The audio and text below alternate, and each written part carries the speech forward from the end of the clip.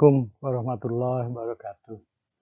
Dari Saung Dusun di Pakusorok, Flipmas Indonesia Channel kembali menjumpai Anda sekalian untuk menyampaikan serial kawasan ekonomi masyarakat yang dibangun bersama Pertamina dan Flipmas Indonesia bersama Flipmas wilayah masing-masing. Dan kali ini kami akan menyajikan serial yang kelima, yaitu kawasan ekonomi masyarakat yang berada di Jambi, ya, yang berada di Jambi.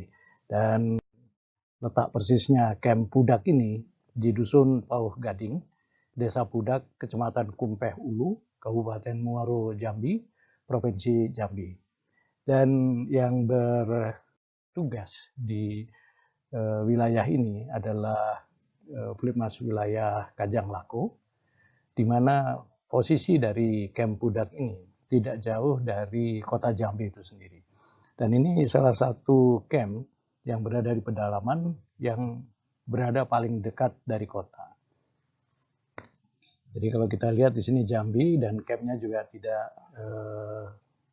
berada pada lokasi yang jauh dari kota. Dan camp Jambi ini dikerjakan bersama oleh Flipmas wilayah Kajang Lako yang langsung dipimpin oleh ketua Flipmas wilayahnya, yaitu Insinyur Sri Arnita Butani, yang baru saja menyelesaikan program doktornya di Institut Pertanian Bogor, dan beliau berasal dari Universitas Jambi. Membantu beliau adalah Pak Filos Chandra dari Stikba, kemudian Ibu Rahma dari Stikba, kemudian Ibu Margareta dari Universitas Jambi, dan beberapa teman yang lainnya, yaitu Pak Utuan Sarifudin sebagai Ketua Camp Pudak, juga berasal dari Unja, Ari Farahmi, ini dari Stikba, kemudian Pak Sugiartono dari Universitas Batanghari, Ibu Elis Kartika dari Universitas Jambi, dan Pak Eko Haryanto dari Batanghari.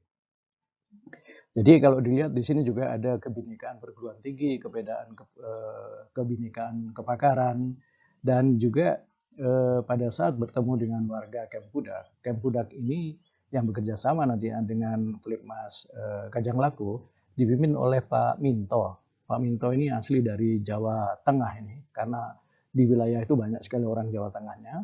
Pada saat itu beliau menjadi tokoh adat dan sekaligus ketua kelompok warga campnya. Pada saat ini, kalau tidak salah, beliau adalah kepala desa di Pudak sana.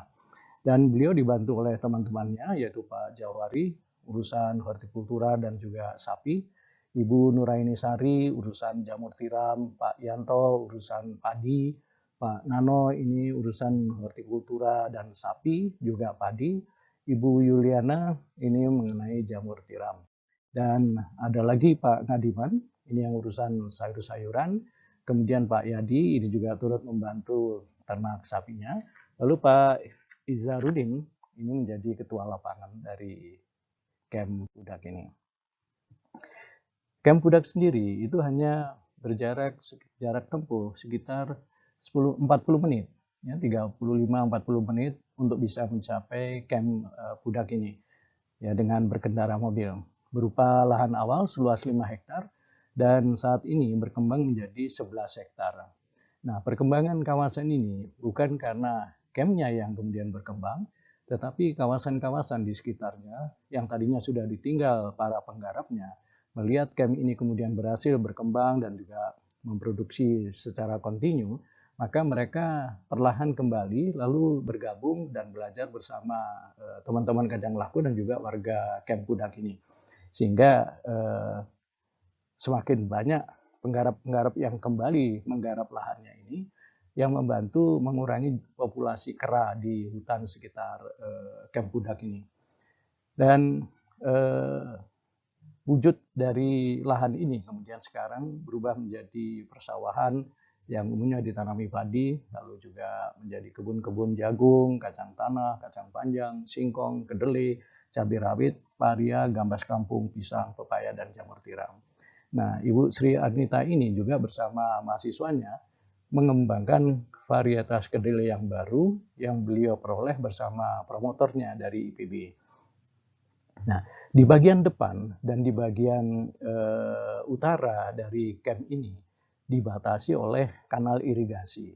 Kanal ini pada kondisi-kondisi normal itu tidak memberikan dampak yang negatif. Tetapi pada saat hujan deras, pada saat kemudian airnya meluap, maka luapan air ini yang biasanya masuk ke wilayah perkebunan sawit ini melimpas kembali, bergerak ke asal muasal pergerakannya, akibat pemilik-pemilik lahan sawit yang kaya raya ini membendung kanal-kanal itu. Akibatnya air yang membalik ini kemudian bertembur dengan air yang bergerak ke hilir, maka terjadilah limpasan-limpasan air yang melimbah kemudian ke kanan kiri dari kanal itu. Dan disitulah berada camp Budak ini. Disitulah juga berada persawahan, kemudian kebun-kebun dari masyarakat yang baru saja memulai menggarap lahannya. Nah, kasus ini sudah dibawa sampai ke Bupati, lalu kemudian ke DPRD, semua menjanjikan penyelesaian, tapi sampai hari ini itu belum ada penyelesaian apapun. Sehingga pada saat hujan deras, pada saat air banjir di sana, maka siap-siap saja seluruh kawasan di situ akan dibanjiri oleh air dari kanal ini. Dan kalau sudah direndam, maka sudah tidak ada lagi harapan yang kemudian menyebabkan semua tanaman yang terendam itu akan mati. Di camp Pudak ini ada 15.000 ikan lele yang ditanam di kanal irigasi itu. Dan kanal-kanal irigasi ini kebanyakan juga mampet karena ditumbuhi oleh rumput-rumput kumpeh yang bagus sekali sebagai pakan sapi, karena proteinnya ini kalau tidak salah itu lebih dari 15% yang ada di dalam rumput ini. Oleh karena itu banyak warga di luar camp ini pun juga yang memanfaatkan rumput-rumput ini, termasuk mereka yang dari luar kota yang bisa mudah mencapai desa Pudak ini, itu mereka akan datang ke sana untuk ikut mengarit atau ya menjabit rumput kumpeh ini. Nah, keberhasilan dari camp ini salah satunya adalah mampu menggerakkan istilahnya manusia 24 karat. Itu diserahkan kepada pribumi yang kemudian tidak pernah mau bekerja. Hanya menonton, melihat, tetapi kemudian ajakan-ajakan dari warga camp Pudak ini dan kemudian melihat juga keberhasilannya yang menyebabkan mereka perlahan untuk kemudian datang bergabung, ikut bekerja, dan sekarang sudah membaur dengan warga camp di Pudak sana. Nah, lahan awal camp sendiri itu adalah kawasan-kawasan tegalan. Ya, ada yang sudah ditumbuhi oleh rumput-rumput liar, perdu-perdu, semak, dan sebagainya yang sama sekali tidak punya nilai ekonomis. Ada juga yang merupakan tanah datar gitu, yang keras, yang kemudian tidak ada tumbuhan di kawasan itu. Nah, ini perlahan kemudian diubah oleh teman-teman dari Kajang Laku bersama warganya. Sumber airnya berasal dari embung yang ada di dekat kandang sapi. Dan kawasan ini sekarang sudah diterangi oleh listrik PLN, di samping juga mereka berusaha mandiri energi dari biogas yang dihasilkan oleh bioreaktor dari kotoran sapi yang mereka pelihara.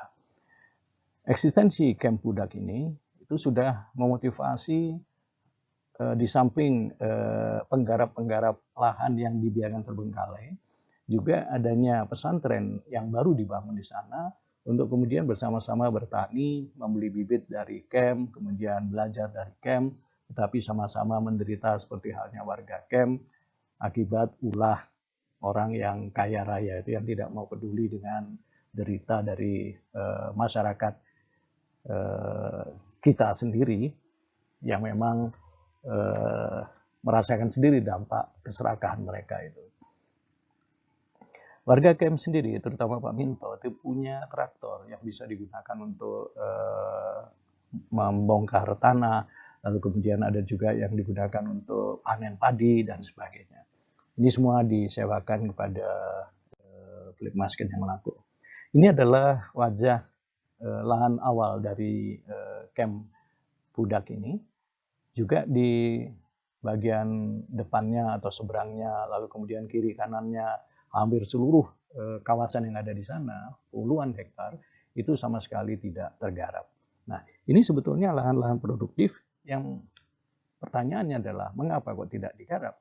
Sedangkan Pertamina dengan Flipmas itu dengan ya bukan sederhana, tetapi mampu melakukan ini bersama warga di Pudak sana untuk kemudian mengubah wajah-wajah ini dari yang terbengkalai, kemudian gersang, tidak menghasilkan dan sebagainya menjadi satu kawasan yang kemudian hidup.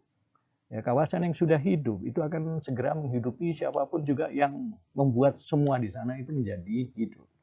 Nah, yang lainnya, di sisi yang lain bahwa ada irigasi di sana, tetapi irigasi ini sama sekali tidak dimanfaatkan untuk menyuburkan atau menggarap lahan, dibiarkan begitu saja, tidak termanfaatkan. Di samping juga kanal-kanal irigasi ini banyak yang buntu karena banyak tanaman-tanaman atau ditumbuhi oleh rumput kumpeh tadi. Di samping juga memang kanal ini buntu. Nah, ini yang menjadi aneh gitu. Kalau di Bantalan kanal itu dibuat atau parit itu memang sengaja dibuat untuk mengurangi air yang merendam kawasan itu. Kalau di sini ini entah kenapa kok buntu. Sebab bagaimanapun juga kalau sudah kanal itu buntu, maka pertanyaannya adalah kalau ada volume lebih besar dari yang biasanya, apakah kanal ini mampu menampung atau tidak? Nah, ini lahannya ini sangat memprihatinkan. Tapi tidak berarti kemudian Flipmas ini mundur karena ada tantangan seberat ini. Perlahan kemudian lahan ini diperbaiki.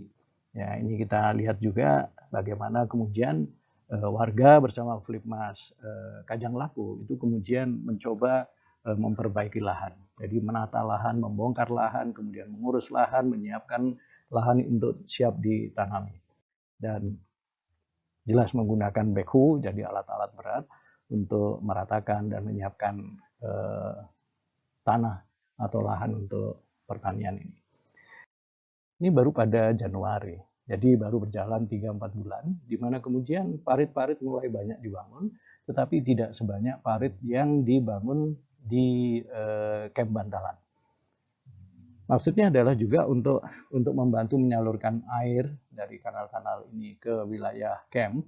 Tapi di samping itu juga untuk membantu jangan sampai banjir itu selalu terjadi hampir setiap saat. Nah, pada Februari 2015 baru hanya berjalan 5-6 bulan, maka wajah yang tadinya terbengkalai gitu ya, kemudian kering, kemudian juga tidak indah, ini bisa diubah menjadi lahan yang subur, di mana padi bisa tumbuh baik di sana, kemudian jagung juga tumbuh baik di sana, kacang panjang juga, hampir semua tanaman yang ditanam di kawasan ini tidak ada yang mati. Jadi artinya bahwa lahan ini memang subur. Nah, kenapa lahan subur seperti ini kok tidak dimanfaatkan? Toh dengan Pertamina, lahan ini dengan sederhana dibantu oleh Flipmas dan warga, itu sudah bisa diubah wajahnya total menjadi wajah yang memang kemudian menunjukkan kawasan itu kawasan yang hidup. Kenapa kawasan yang hidup? Karena semua yang hidup di sana itu punya nilai ekonomi. Dan untuk menampung kotoran-kotoran sapi sekaligus juga untuk bisa mandiri dalam bidang energi, maka Camp Pudak ini juga dilengkapi dengan bioreaktor. Ya, ini lubang yang digunakan untuk bioreaktor. Dan tanaman-tanaman lainnya itu ada kacang, ada jagung, ada sayur-sayuran yang lain. Ini adalah satu-satunya camp setahu saya yang kemudian dimanfaatkan oleh TNI pada saat panglimanya pada saat itu mencanangkan bahwa kalau TNI ini atau negara ini tidak dalam kondisi berperang, maka TNI harus bisa menyatu dengan rakyatnya, dalam hal ini siap untuk bertani. Maka keterampilan pertanian ini dilatihkan oleh teman-teman Kajang Laku dan warga kepada para TNI AD yang belajar di sana. Nah, ini salah satu fungsinya. Jadi siapapun juga yang berminat untuk belajar keterampilan pertanian itu dipersilakan untuk datang ke sana dan kemudian menjadwalkan kegiatannya dan dilaksanakan secara bersama. Pada bulan Mei, di setiap camp itu harus siap untuk diresmikan. seperti yang saya sampaikan sebelumnya bahwa peresmian ini akan menjadikan indikator apakah camp 1 di wilayah itu akan dilanjutkan ataukah dihentikan. Ya, tergantung dari kemajuannya. Nah, pada saat klimaks di mana jagung sudah siap panen, kemudian sapi juga siap untuk dijual dan sebagainya, maka camp Pudak ini diresmikan. Yang hadir itu langsung Vice President dari CSR SMAP Pertamina, yaitu Pak Guswandi. Kemudian dari FI juga mengirimkan wakilnya Ibu Marlene Herudianto yang hadir selama peresmian itu, yang mewakili FI untuk menyampaikan pendapat, analisis, karya, dan sebagainya. Nah, dari peresmian inilah kemudian diuji cobakan manfaat dari bioreaktor dalam bentuk biogasnya, yang kemudian kemandirian energi dari biogas ini juga dipamerkan dengan menunjukkan bahwa lampu Petromax yang bersumber dari energi gas ini itu bisa dinyalakan. Dan kemudian tidak hanya dilatih masalah pertanian semata ataupun peternakan, ibu-ibu yang bergabung di dalam warga camp ini itu juga dilatih untuk membuat kerajinan tangan. Dalam hal ini karena banyak kelapa di sana, banyak lidi kelapa di sana, maka produk yang dihasilkan itu adalah piring lidi kelapa itu. Nah, walaupun lidi kelapa ini lebih regas dibandingkan lidi lontar, tetapi karena lontar itu tidak ada di wilayah ini, maka mereka tetap saja memproduksi piring lidi ini dari kelapa. Nah, pada saat saya kebetulan diundang untuk berbicara di depan perguruan tinggi se-Jambi tentang pengabdian pada masyarakat, maka sebagaimana biasanya saya selalu sering mampir di lokasi-lokasi di mana pengabdian pada masyarakat itu pernah dilakukan. Nah, apalagi camp Pudak ini itu sedang artinya sedang berjalan penuh di sini. Nah, kebiasaan dari warga di sini adalah kalau ada kunjungan-kunjungan, maka mereka selalu bersiap membuat pasar kaget itu. Tadinya tidak ada, kemudian begitu ada kunjungan, mereka sudah siap-siap di sana menjual produk-produk hasil kebun mereka, ya, hasil pertanian mereka. Dan ini biasanya menghasilkan tambahan dadakan yang memang mereka sudah rencanakan sebelumnya. Nah, pada Februari 2016, setelah kabut asap, ini banjir kemudian datang. Kenapa banjir? Sudah saya jelaskan tadi. Nah, banjir-banjir seperti ini kan menyiksa rakyat ini, menyiksa warga. Kenapa orang-orang kaya itu kemudian tidak kompromi dengan Pemdanya, dengan DPRD-nya untuk kemudian membantu menghilangkan banjir-banjir ini gitu. Pasti bisa lah gitu. Tapi karena tidak ada komunikasi sampai hari ini banjir tetap banjir. Jadi warga camp Pudak itu selalu harus siap 40-60% lahannya ini akan direndam suatu ketika dengan air bah seperti ini. Dan kita sudah tahu mana lahan yang kemudian terendam, maka jangan diharapkan panen bisa berasal dari sana. Nah, oleh karena itu, mereka kemudian melihat bagaimana mereka bisa mencari lahan yang agak bergerak ke arah barat untuk kemudian menjauh dari kanal ini. Tetapi yang ada pun juga yang tersedia tidak seluas yang terendam itu. Bayangkan aja kalau 60% dari 5 hektar itu sudah 3 hektar terendam sendiri. Dan berapa banyak kerugian yang diterima oleh masyarakat. Itu baru di camp. Belum lagi di lahan-lahan yang di sekitar camp itu. Yang sama juga parahnya. Nah, kita bisa lihat di sini bahwa tanaman apapun juga itu pasti akan tumbuh baik di sana. Di sini akan yang ingin saya tampilkan adalah di sebuah gambar sebelah kiri bawah itu, di mana tanaman-tanaman merambat seperti labu misalnya, ya entah itu melon ataukah labu siam, labu apapun lah gitu, yang biasanya dibuatkan para segi empat datar gitu. Oleh warga ini dianyam dalam bentuk seperti halnya gerbong kereta api. Hal yang sederhana tetapi menarik dan ini serasi dengan lingkungannya. Nah, kreativitas semacam ini itu hanya bisa dihasilkan oleh orang yang merasa bahagia di sana. Kalau mereka tidak merasa bahagia, nah akan mungkin mereka membuat kreasi-kreasi semacam itu. Sapi yang ada di Camp Pudak itu adalah sapi yang memang dimanfaatkan untuk kurban, ya, jadi hewan kurban. Nah, kalau hewan kurban, maka metodenya itu adalah metode penggemukan. 3-4 bulan sebelum Idul Adha mereka membeli, terutama Bu Sri Harinita ini yang mencegat sapi itu sebelum datang ke Jambi di Bogor. Karena kebetulan beliau juga S3 di Bogor, kemudian mempelajari seluk-beluk kemafiaan yang ada di sana dan ikut masuk menjadi mafia sekalian, akhirnya memilih sapinya itu bisa di Bogor itu. Kemudian bersama-sama truk yang membawa sapi ini, Bu Sri ini mengawal sendiri sampai ke Jambi. Nah, dengan demikian, Bu Sri itu yang memang ahli sapi bisa mendapatkan sapi yang berkualitas tinggi. Oleh karena itu, sapi-sapi ini segera akan terjual sebelum Idul Adha berlangsung. Nah, masalahnya adalah bahwa kepandaian menjual ini pun juga harus dilandasi dengan kepercayaan. Nah, masyarakat peternak itu yang kemudian tidak bisa menjual sapinya, akhirnya minta tolong dengan Bu Sri ini untuk menjualkan. Nah, cuman apa lacur jadinya? Bahwa pada saat tim Pertamina dari Sumbaksel hadir ke camp tanpa mengkonfirmasi lebih dulu ke Kajang Laku, maka tidak ada satupun Flipmas Kajang Laku yang bisa datang ke lapangan. Dan memang tidak ada yang memberitahu.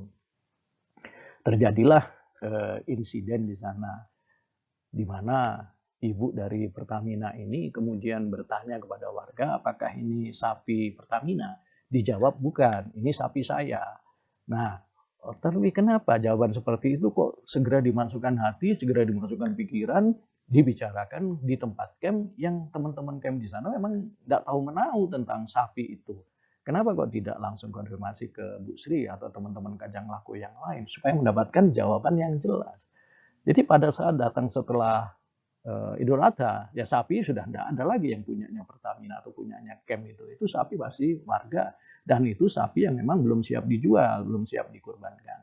Nah, hal-hal seperti ini loh yang seringkali kemudian menjadi sesuatu yang menimbulkan konflik ya antara Flipmas dengan Pertamina gitu. Kenapa kok Pertamina tidak konfirmasi dulu gitu.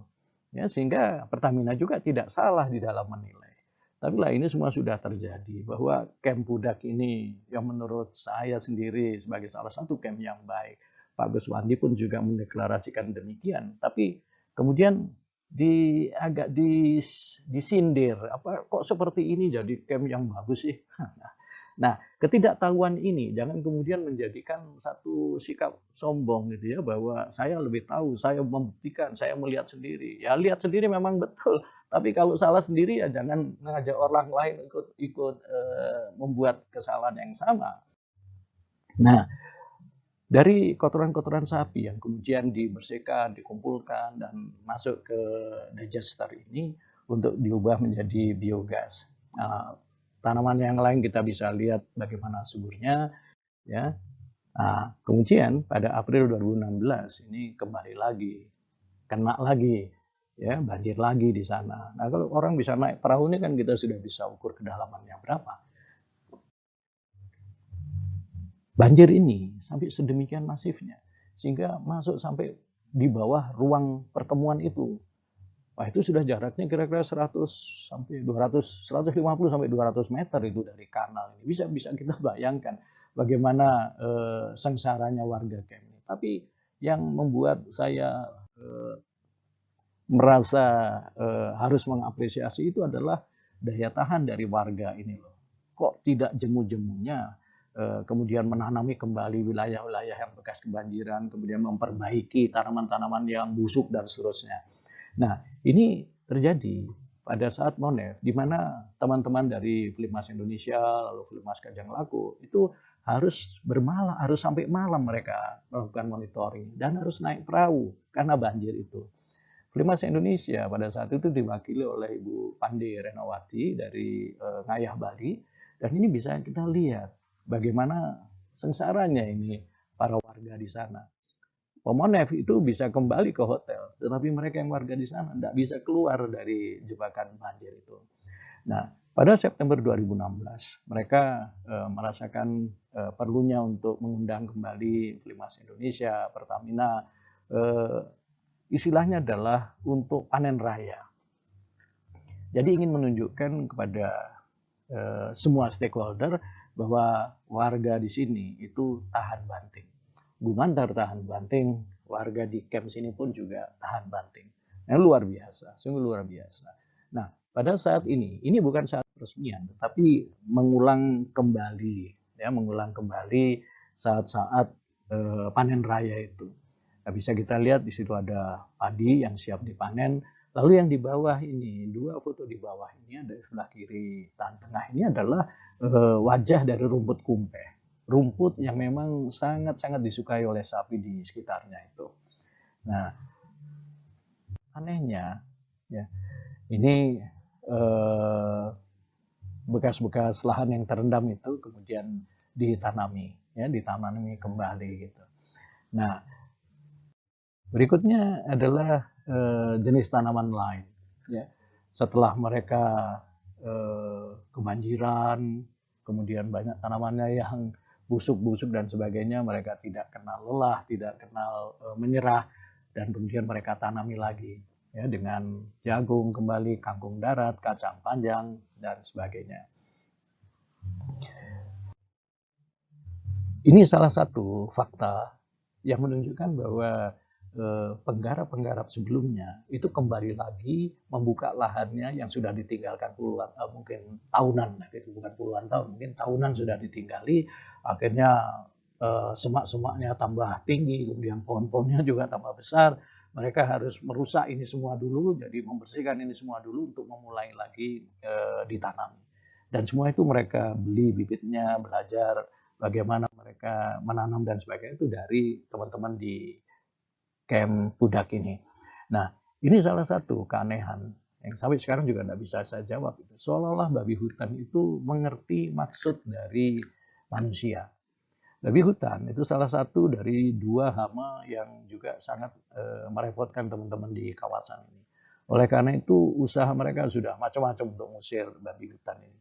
Kalau kera dengan banyaknya manusia datang ke sana, mereka pelan-pelan menyingkir. Tapi babi hutan karena punya markas komando sendiri yang agak jauh dari camp ini, itu lebih sering datang, lebih sukar diusirnya. Trik pertama yang dilakukan oleh teman-teman Kajang Laku ini adalah mengumpulkan rambut di tukang-tukang cukur itu di Jambi. Kemudian rambut ini dibakar. Keratin yang dibakar ini kan seperti manggang sate gitu. Dan si babi ini rupanya tahu bahwa kalau ada bau seperti itu, yang datang ke sana itu pasti harimau. Dan harimau itu kan pemangsa mereka. Jadi mereka tidak datang. Harimau tidak datang, mereka tidak hadir. Cukup lumayan lah. Tetapi membakar rambut ini, membeli itu kan juga bukan satu pekerjaan yang mudah. Akhirnya mereka pindah. Mereka berpikir bahwa oke, sekarang kita ke kebun binatang aja. Katanya babi hutan ini takut kalau membaui kencingnya harimau. Nah, maka teman-teman di Kajang Laku ini kemudian membeli kencing harimau di kebun binatang dengan pawang-pawang harimau itu. Dan pawang harimau itu melihat bahwa loh, ini kok konsumennya membelinya tambah lama tambah banyak volumenya. Nah, akibatnya didagangkan. Nah, begitu didagangkan makin lama bukan makin murah tapi makin mahal. Akibatnya juga teman-teman Kajang Laku akhirnya berpikir gitu loh. Apa betul di sini ada harimau sehingga bisa nakut-nakutin si babi hutan? Buktinya juga tidak. Nah, yang terjadi kemudian adalah pada malam sebelum saya datang ke sana untuk panen raya ini, di lahan yang baru mereka buka, ditanami jagung. Malam harinya itu sudah bersiap pemburu-pemburu babi hutan dengan senapan-senapannya. Bagusnya bagaimana? Entah bagaimana si babi hutan ini tahu, tidak ada satupun babi hutan yang kemudian masuk ke kawasan ini. Tetapi setelah subuh, begitu para pemburu ini pulang, mereka tiba-tiba masuk nyerbu ke tanaman jagung ini. Tidak ada jagung yang dimakan. Mereka bergulingan di sana sehingga porak-porandalah tanaman jagung ini. Nah, siapa yang bisa menjelaskan ini semua gitu? Dikatakan mistik, ini fakta. Dikatakan tidak rasional, ya bagaimana rasionalisasinya? Ini sesuatu yang bukan kearifan lokal, ini ada sesuatu komunikasi yang seharusnya bisa kita tangkap, tapi kita tidak pernah mau belajar komunikasi ya, termasuk saya juga tidak bisa berkomunikasi dengan hewan-hewan ini. Gitu. Jadi seolah-olah dia bilang, ini hukumanmu yang mau membunuh saya tadi malam itu. Begitu seolah-olah mereka menyampaikan pesannya. Nah, pada siang harinya itulah kemudian dilakukan panen raya di sana dan semua pejabat ataupun undangan yang hadir itu wajib ikut panen ya menggunakan traktor ini. Nah, ya untuk mereka yang sudah sering mengendarai motor ataupun mobil ini tidak sukar, ya tidak sukar. Ya termasuk saya juga yang tidak pernah menggunakan traktor ini, ya pada saat itu ya harus bisa. Nah, kalau tidak bisa ya tidak bisa ikut panen. Nah, oleh karena itu semua pejabat kemudian ditunjuk satu persatu untuk mencukur tanaman padi ini.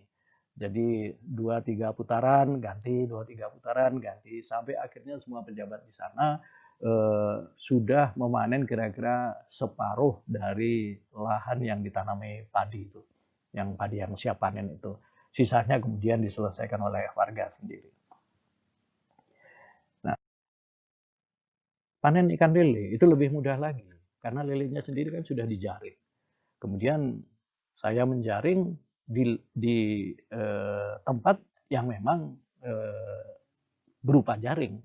Jadi mudah sekali, tidak perlu mancing, tidak perlu energi apapun, tinggal menyendok aja sama seperti nyendok nasi, kemudian masukkan ke mulut kita untuk makan. Ya seperti itulah sederhana dan mudahnya. Nah, masalahnya adalah di sini bahwa di sini juga menunjukkan warga itu tidak diajari saja dengan pertanian, tetapi juga perikanan, ya perikanan. Dan ikan lele di sini pun juga menjadi komoditas yang cukup baik harganya, sehingga memudahkan juga mereka untuk memasarkan.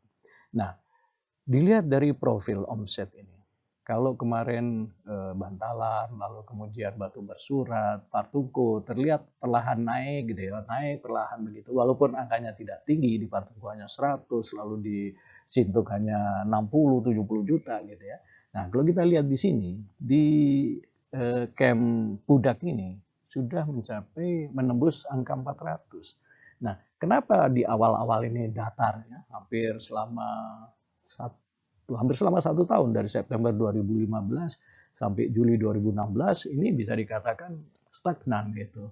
Ada apa di situ? Yaitu karena musibah-musibah itu.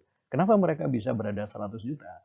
Jadi pada saat omset ini kemudian saya wajibkan untuk dicatat dan dilaporkan ke FI, maka pada saat itu saja Camp Budak ini sudah mengumpulkan uang kira-kira 100 juta dari omsetnya. Ya mungkin dari penjualan sapinya, bahkan dari perikanannya, kemudian juga dari pertanian yang demikian masifnya gitu. Nah, kenapa tiba-tiba melonjak? Mendatar ini dari akibat banjir. Ya, mereka tidak bisa menanami, yang sudah ditanami juga busuk, tidak bisa mendatangkan omset.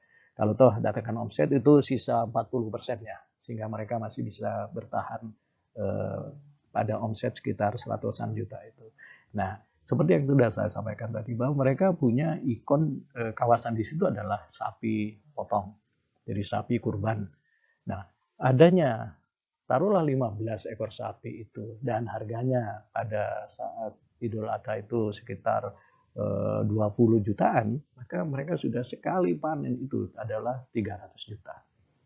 Jadi bisa kita bayangkan bahwa kalau ada tambahan 300 juta, maka otomatis juga angkanya mendekati 400-an juta. Nah, ini tidak dilihat oleh Pertamina yang datang ke sana kemudian melihat sapinya tidak ada, yang ada sapi warga, ini menjadi isu menyebar kemana-mana yang akhirnya menyebabkan image mungkin pejabat Pertamina yang lain ikutan jelek, gitu ya. Padahal belum tentu begitu. Nah, pada saat ditinggal aja, ini sudah bisa mendatangkan omset 400-an juta. Artinya tidak hanya sekedar berasal dari hasil penjualan sapinya, tapi juga dari hasil penjualan pertaniannya. Nah, kalau ini diteruskan lagi, karena kami sudah harus pergi dari sini. Ya walaupun Ibu Sri dan teman-temannya itu sampai hari ini itu masih terus mengembangkan campnya di situ, tidak hanya untuk ternak sapi potongnya, tetapi juga untuk menempatkan mahasiswa-mahasiswanya dan juga mengaplikasikan hasil-hasil risetnya di S3 dalam bentuk varietas kedelai yang baru yang dikembangkan juga di camp. Nah, di sini dinamika IPTEK itu muncul. Ini salah satu juga yang saya harapkan. Jadi jangan sampai kita dosen-dosen ini bergerak ke masyarakat, tidak bisa membangun dinamika IPTEK ini. Sayang. Nah, ini terjadi di sini. Tetapi kita harus pergi dari situ. Nah, apakah ini tidak disayangkan? Ya, semua hal yang sudah baik, kemudian tiba-tiba kita harus berhenti dari sana karena sudah tidak ingin lagi dibiayai dan sebagainya. Tapi buat sekali-sekali datang ke sana, melihat, ikut mengevaluasi secara jernih lah. Kita melihat ini kemudian bukan sebagai seolah pemilik gitu ya, kita ini seolah sebagai kulinya gitu. Tetapi mari kita bicarakan bersama. Kalau masih jelek ya bicarakan gitu loh. Jeleknya di mana, lalu apa yang bisa kita lakukan. Kalau sudah baik, lalu bagaimana kita mempertahankan ini semua. Tidak perlu Pertamina kemudian selalu membayari konstruksi ataupun pekerjaan-pekerjaan yang sifatnya investatif di situ. Tidak perlu. Tetapi bagaimana kemudian dosen-dosen ini masih bisa berkomunikasi dengan warganya. Nah, ini kebetulan Bu Sri ini, Kajang Lako ini campnya dekat. Lah kalau seperti Mapalus di sana, harus pergi ke Melongguane dulu dari Manado terbang 1 jam, kemudian naik speed, kemudian itu sekitar setengah jam, lalu kemudian naik ojek begitu. Ini kan lebih tidak efektif. Sementara kalau kita pakai telepon-teleponan, tidak bisa kita membayangkan apa yang terjadi di sana. Nah, kalau kita melihat bagaimana perubahan Camp Kudak dari awal sampai akhirnya, kita lihat bahwa tegalan-tegalan semacam ini, siapapun juga banyak melihat tegalan-tegalan ini di seluruh Indonesia. Padahal dengan mungkin 100-200 juta kita bisa menghasilkan air di sana. Bangsa kita ini kalau sudah ada air, tidak usah disuruh, mereka akan bekerja. Tetapi bekerja ini pun juga sebaiknya dipandu secara benar. Sehingga pekerjaannya menjadi efisien, lebih produktif, dan bermanfaat untuk mereka. Ini yang penting. Jangan kemudian semua lahan-lahan yang kelantar ini kemudian diabaikan begitu saja, lalu kemudian dengan cara membuat lagi lahan-lahan yang baru untuk pertanian. Ini banyak lahan seperti ini. Nah, kenapa enggak ini yang kita manfaatkan dulu? Saya sendiri tidak punya data berapa banyak lahan-lahan yang terlantar seperti ini. Padahal dengan hanya 2,5 tahun ya kita bekerja di sana, kita alhamdulillah sudah bisa menghasilkan sesuatu yang menurut saya ini luar biasa. Dari sesuatu yang tidak hidup menjadi sesuatu yang menghidupi. Ini luar biasa. Nah, mari kita pertimbangkan. Mungkin saja bahwa model kawasan ekonomi masyarakat ini bisa diterapkan juga di banyak tempat di NKRI ini. Dari pengalaman saya itu insya Allah bisa. Hanya masalahnya adalah pihak-pihak BUMN yang memegang dana-dana CSR ini tergerak enggak untuk mensejahterakan bangsanya melalui pola-pola seperti ini. Banyak dosen yang siap, ya banyak warga juga masih menunggu ini. Kenapa kita tidak lakukan? Baik, terima kasih. Wassalamualaikum warahmatullahi wabarakatuh.